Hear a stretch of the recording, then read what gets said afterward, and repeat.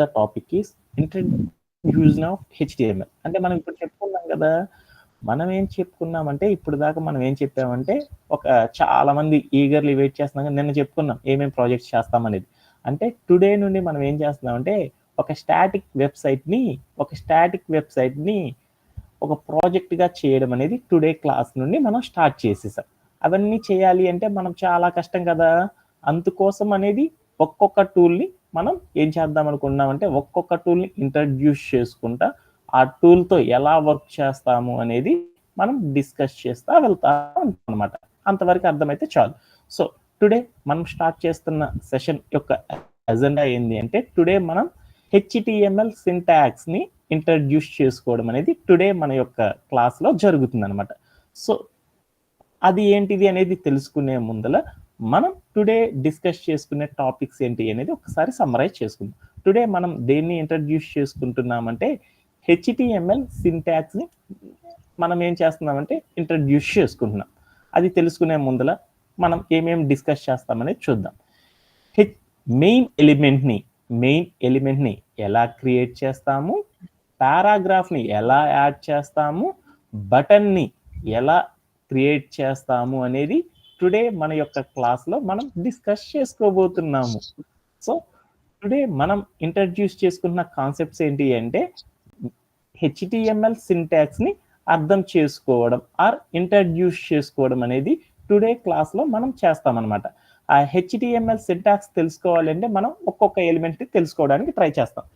Main heading అనేది ఎలా చేస్తామనేది తెలుసుకుంటాము, అలానే పారాగ్రాఫ్ని ఎలా యాడ్ చేస్తామనేది మనం తెలుసుకుంటాము, అలానే ఒక బటన్ని ఎలా క్రియేట్ చేస్తామనేది కూడా టుడే క్లాస్లో మనం డిస్కస్ చేసుకుంటాం. ఇది మనం టుడే చెప్పుకునే ఎజెండా అనమాట. ఓకేనా? Now start for some fundamentals నుండి వెళ్దాం. ఎందుకంటే ఒకేసారి మెయిన్ హెడ్డింగ్ ఇవన్నీ తెలుసుకోవాలనుకో చాలా కష్టం కదా, అందుకని వాటికి సంబంధించిన సినారియో కొన్ని ఫండమెంటల్స్ని తెలుసుకొని ముందలకు వెళ్ళడం అనేది జరుగుతుంది అనమాట. యాక్చువల్గా చెప్పాలంటే మనకి కోర్సు బాగా అర్థం కావాలి అంటే ఎప్పుడైతే ఫండమెంటల్స్ మనం స్ట్రాంగ్గా ఉంటామో ఎంత పెద్ద టాస్క్లు అయినా సరే ఈజీగా అర్థం చేసుకోవడం అనేది జరుగుతుంది.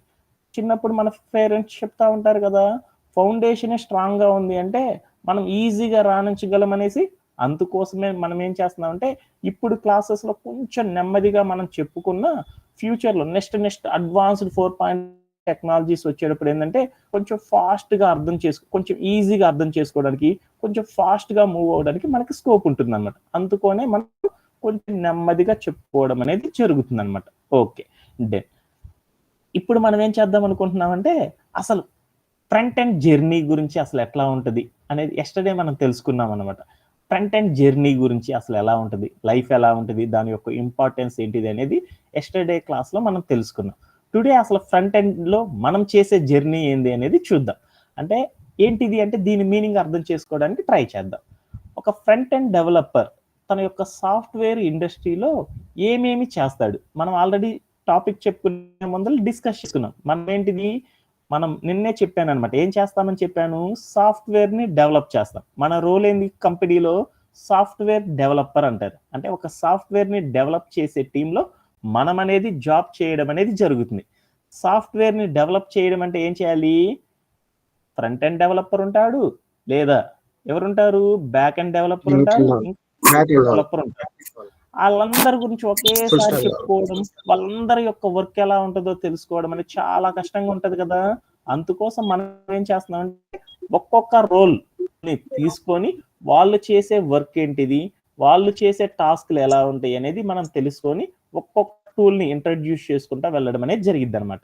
సో దానిలో మొదటిగా మనం సాఫ్ట్వేర్ డెవలపర్లో ఫస్ట్ మనం చేసే డెవలప్మెంట్ ఏంటంటే ఒక ఫ్రంట్ ఎండ్ డెవలపర్. ఒక ఫ్రంట్ ఎండ్ డెవలపర్ యొక్క జర్నీ, వాడు ఏమేమి చేస్తాడు అనేది చూద్దాం. అంటే మనం కూడా ఇవన్నీ చేసేస్తాం అనమాట. సో అదేంటో చూద్దాం. సో స్టాటిక్ వెబ్సైట్స్ అంటే మన ఫ్రంట్ ఎండ్ ఏం డెవలప్ చేస్తాడంటే స్టాటిక్ వెబ్సైట్స్ ని డెవలప్ చేస్తాడు. అలానే ఇంకేం చేస్తాడంటే రెస్పాన్సివ్ వెబ్సైట్స్ ని డిజైన్ చేస్తూ ఉంటాడు. అలానే ఇంకేం చేస్తాడంటే డైనమిక్ వెబ్సైట్స్ ని డెవలప్ చేస్తూ ఉంటాడు. అలానే ఇంకా ఏం డెవలప్ చేస్తామంటే మొబైల్ అప్లికేషన్స్ ని డెవలప్ చేయడం అనేది జరుగుతుంది అనమాట. సో మనం ఆల్రెడీ నిన్న చెప్పుకున్నాం కదా, మనం స్టాటిక్ వెబ్సైట్స్ ని బిల్డ్ చేస్తామనేసి.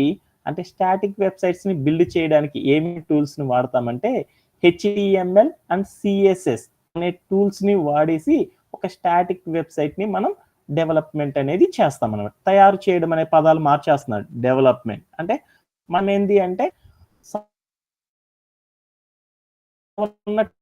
టెర్మినాలజీని కనుక అర్థం చేసుకున్నాం అనుకో, మనం ఈజీగా ఇంటర్వ్యూ క్రాక్ చేయడం అనేది జరుగుతుంది అనమాట. అందుకోసం ఏంటంటే కొన్ని పదాల ప్లేస్ లో సాఫ్ట్వేర్ టెర్మినాలజీలో వాడే వర్డ్స్ నే మనం ఇంట్రడ్యూస్ చేసుకోవడం అనేది టుడే నుండి ఎక్కువగా జరుగుతుంది అనమాట. ఓకేనా?